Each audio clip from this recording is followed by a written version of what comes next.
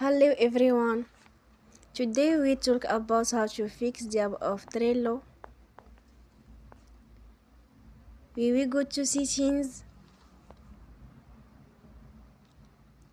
then we click on apps. After that we will search the app Trello and we click.